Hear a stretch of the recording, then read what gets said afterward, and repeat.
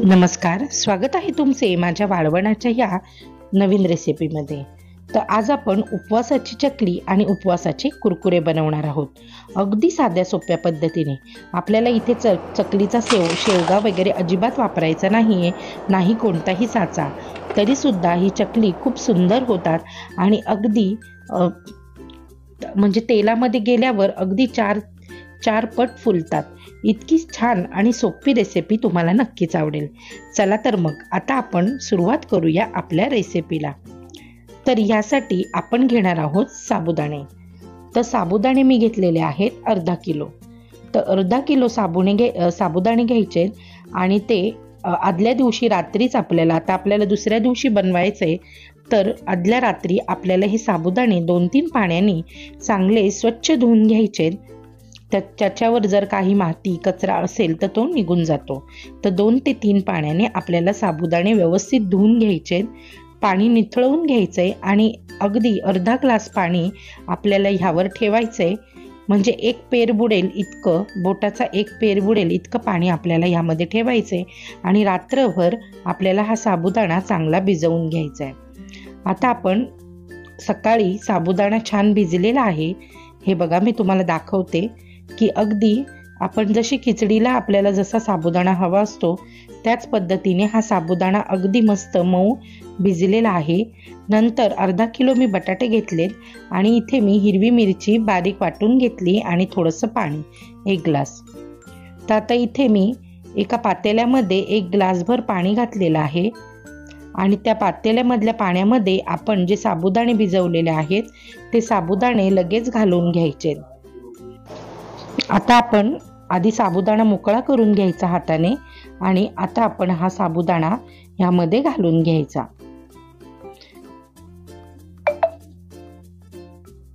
आणि चांगला ढवळून घ्यायचा आहे व्यवस्थित। अशा पद्धतीने जर आपण हा साबुदाणा शिजवून घेतला तर आपला साबुदाणा छान सॉफ्ट होतो आणि चकल्या सुद्धा अगदी खुसखुशीत तयार होतात। तशा पद्धतीने आपण हे सगळं छान मिक्स करून घेऊया। आपला साबुदाणा थोडासा वाफळतोय तोपर्यंत आपण इथे बटाटे किसून घेऊया। बटाटे हे आपल्याला चांगले किसूनच घ्यायचे, नाहीतर आपण जेव्हा आपला जो केकची पायपिंग बॅग असते ना त्या पायपिंग बॅगमधनं आपण ह्या चकल्या बनवणार आहोत, तर बटाट्याचे कण त्याच्यामध्ये अडकण्याची भीती असते। त्यामुळे आपण काय करायचंय, चांगला बटाटा किसून घ्यायचा आहे किंवा स्मॅशरने चांगला स्मॅश करून घ्यायचा आहे। तुम्हाला जसं योग्य वाटेल तसं तुम्ही हा बटाटा चांगला म्हणजे अगदी त्याच्या गुठळ्या मोडायच्या आहेत, पूर्ण व्यवस्थित असा लगदा झाला पाहिजे। तशा पद्धतीने मी हा बटाटा व्यवस्थित किसून घेते।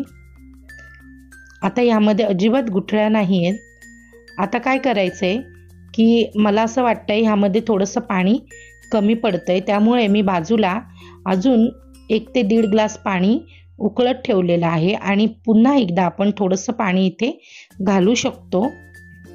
तर अजून 1 ग्लास पाणी मी इथे घातलेलं आहे।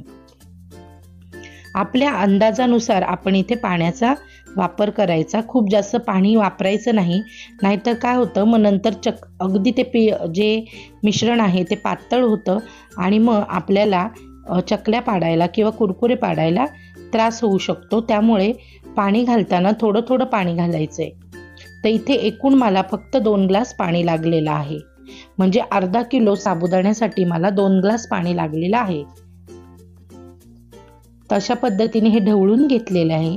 आता आपण यामध्ये बटाटे आणि बाकीचं मिश्रण घालायचंय, पण त्याआधी 1-5 मिनिटं आपण यावर झाकण ठेवून साबुदाण्याला वाफ देऊन घ्यायची। हे बघा पाणी पूर्ण आटलंय आणि आपला साबुदाणा जो आहे हा थोडासा चिकट असा झालेला आहे। आता आपण ह्यामध्ये जो बटाटा किसून ठेवलेला तो बटाटा घालायचा आहे आणि पुन्हा एकदा छान ढवळून घ्यायचं आहे। साबुदाणा थोडा शिजला ना का त्याला वेगळी अशी चकाकी येते, नंतर थोडासा ट्रान्सपरंट होतो, म्हणजे आपल्याला समजतं की आपला साबुदाणा हा शिजलेला आहे। आणि अशा पद्धतीने जर केलं तर आपली जी चकली आहे ती अगदी तेलामध्ये घातल्या अगदी 4 पट फुलते आणि खूप सुंदर अशी तयार होते। आता मी इथे हिरवी मिरची मिक्सरमधनं बारीक करून घेतलेली ती हिरवी मिरची इथे घातलेली आहे। जर तुम्ही उपवासाला जिरं खात असाल तर तुम्ही यासोबत जिरं सुद्धा वाटून घातलं, म्हणजे मिरची सोबत जिरं वाटून घालायचं, म्हणजे खूप सुंदर लागतात, टेस्ट पण खूप छान येते. आणि हिरवी मिरची जर घालायची नसेल तर तुम्ही इथे लाल मिरचीचं लाल तिखट वापरलं तरी सुद्धा चालेल. तर आता हे पुन्हा एकदा छान हाताने ढवळून घ्यायचं आहे. व्यवस्थित ढवळलं ना म्हणजे खाली लागणार नाही. हे बघा, थोडंसं हाताला आपल्या जड लागतं, पण थोड्या वेळाने ते नंतर नरम पडतं, एकत्र होतं छान आणि मग सॉफ्ट होतं आणि मग आपल्याला मिक्स करायला त्रास होत नाही. आता आपण इथे चवीपुरतं मीठ घालून घेऊया. तर इथे मी 2 चमचे मीठ घातलेलं आहे आणि मस्त असं हे पुन्हा 5 मिनिटं झाकण ठेवून एक छान वाफ काढून घेतली. आणि आता तुम्हाला दिसत असेल की आपली जो साबुदाणा आहे तो शिजलेला आहे, तो ट्रान्सपरंट झालेला आहे, त्याला एक छान चकाकी आलेली आहे आणि खाली जो त्यांनी जे पातेलं आहे ते पातेलं सोडायला सुद्धा सुरुवात केलेली आहे, खाली अजिबात चिकटलेलं नाही आहे. इथे मी काय केलं आहे, एका पायपिंग बॅगमध्ये थोडंसं थंड केलं आहे पीठ आणि नंतर पायपिंग बॅगमध्ये भरून अशा पद्धतीने चकल्या पाडलेल्या आहेत. जर तुम्हाला चकलीच्या सोऱ्याने पाडायच्या असतील तरी सुद्धा चालेल, पण मी अशा पद्धतीने सोप्या पद्धतीने मी चकल्या पाडून घेते. हे बघा, अगदी सोपं पडतं. चकलीच्या सोऱ्याने करण्यापेक्षा अशा पद्धतीने केलेलं सोपं पडतं.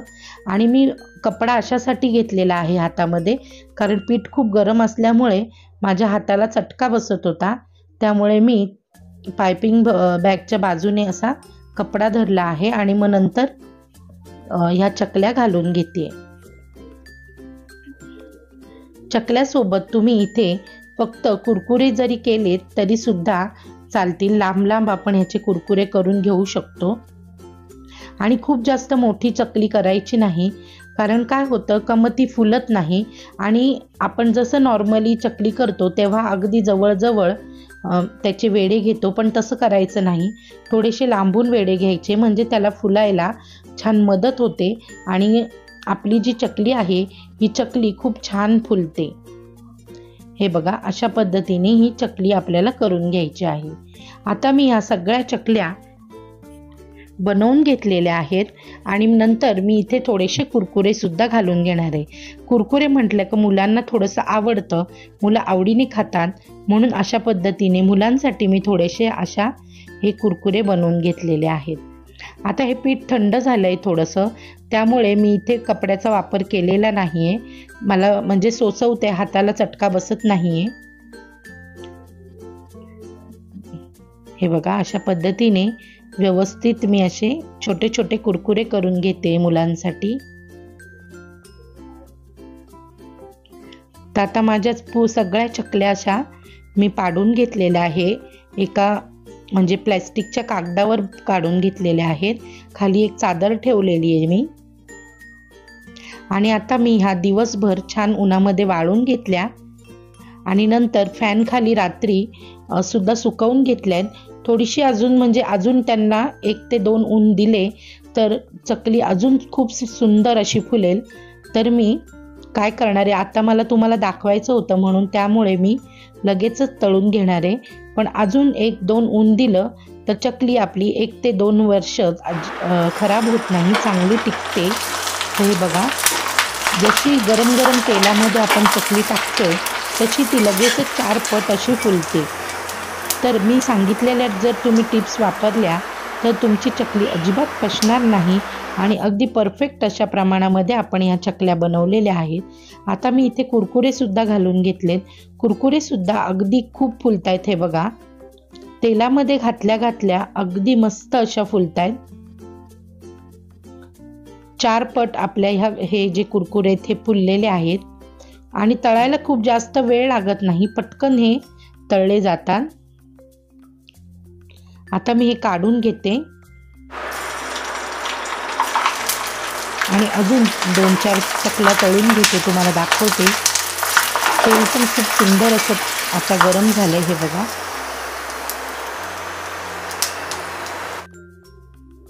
तर परफेक्ट अशा ह्या चकल्या आणि त्याची रेसिपी तुम्हाला नक्कीच आवडली असेल. तुम्ही सुद्धा अशा पद्धतीने नक्की ट्राय करून पहा आणि मला कमेंटमध्ये नक्की सांगा. तर एक चकली तुम्हाला मी तोडून दाखवते की किती खुसखुशीत झाली आहे ती. अगदी पटकन तोडता येते इतकी सुंदर ही चकली झाली आहे. चला तर मग आता आपण पुन्हा भेटू आपल्या पुढच्या व्हिडिओमध्ये. Bye bye.